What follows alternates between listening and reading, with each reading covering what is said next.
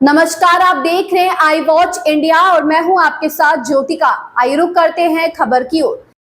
संविधान पर चर्चा। राज्यसभा में केंद्रीय मंत्री जेपी नड्डा ने कहा, हम जो ये उत्सव मनाते हैं वे एक प्रकार से संविधान के प्रति हमारी निष्ठा, संविधान के प्रति हमारी प्रतिबद्धता को और मजबूत करता है। मुझे विश्वास है कि हम राष्ट्रीय लक्ष्य को पूरा करने के लिए इस अवसर का सदुपयोग करेंगे। हम सभी जानते हैं कि भारत सबसे बड़ा लोकतंत्र है, लेकिन जैसा कि हमारे प्रधानमंत्री ने कहा कि ये न केवल सबसे बड़ा लोकतंत्र है बल्कि यह लोकतंत्र की जननी है। ये जो हम उत्सव के रूप में मनाते हैं, यह एक तरीके से हमारी संविधान के प्रति समर्पण, संविधान के प्रति प्रतिबद्धता, संविधान के प्रति कमिटमेंट को मजबूती प्रदान करता है। चाहे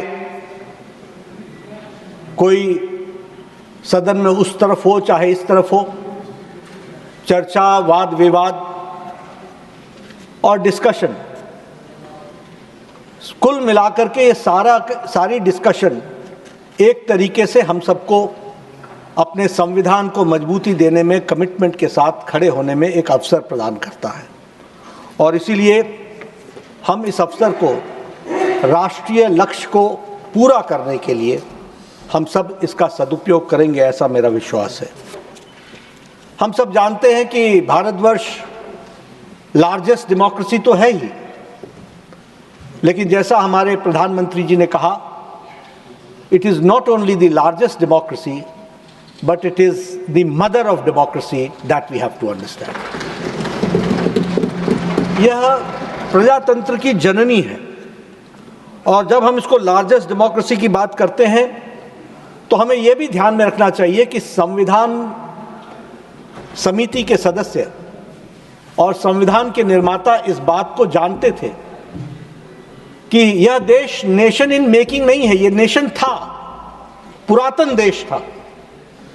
और यह पुरातन देश हमारी मान्यताओं के आधार पर, हमारी संस्कृति के आधार पर, हमारे एथोस के आधार पर, हमारे पुरातन विचार पर यह समाहित था। और इसीलिए आप कॉन्स्टिट्यूएंट असेंबली की डिबेट्स को जब देखेंगे तो हमेशा भारत की संस्कृति, भारत का इतिहास, भारत का गौरवमय इतिहास, इसका बार बार उल्लेख होता है। और जब हम पुरातन विचार की बात करते हैं और हम इंडियन एथोस की बात करते हैं तो इंडियन एथोस में हम पाते हैं democracy comprises of freedom, acceptability, equality, inclusivity in society and allow the common citizens to lead a quality and a dignified life. इसके लिए हम समर्पित हैं और ये विचार कॉन्स्टिट्यूएंट असेंबली के सदस्यों के मन में भरपूर पूर्ण तरीके से समाहित था, और ये चर्चा हम सबको देखने को मिलती है। हम अगर ऋग्वेद की बात करें, अथर्ववेद की बात करें, और हम अपने पुराने मैन्युस्क्रिप्ट्स की बात करें तो हमें ध्यान में आता है कि सभा, समिति, संसद, इन सभी शब्दों का प्रयोग हुआ है। यह इस बात को बताता है कि हमारे यहाँ डिस्कशन, डिबेट, डेलिब्रेट, ये हमारे एथोस में, हमारी कल्चर में, हमारे संस्कृति में विराजमान रहा है।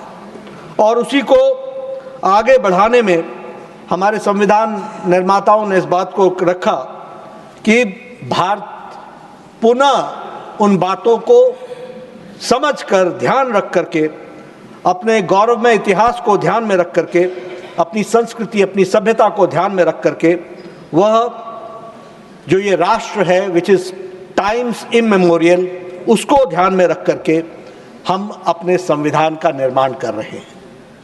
हमें जम्बूद्वीप, भारतवर्ष, आर्यवर्त, भारतवर्ष, इन शब्दों का प्रयोग आज़ादी के बहुत बहुत पहले हम लोगों ने उपयोग में लाया। यह भी इस बात का प्रमाण है कि हम निश्चित रूप से अपनी संस्कृति को ध्यान में रख करके हम सब ने संविधान का फॉर्मेशन किया।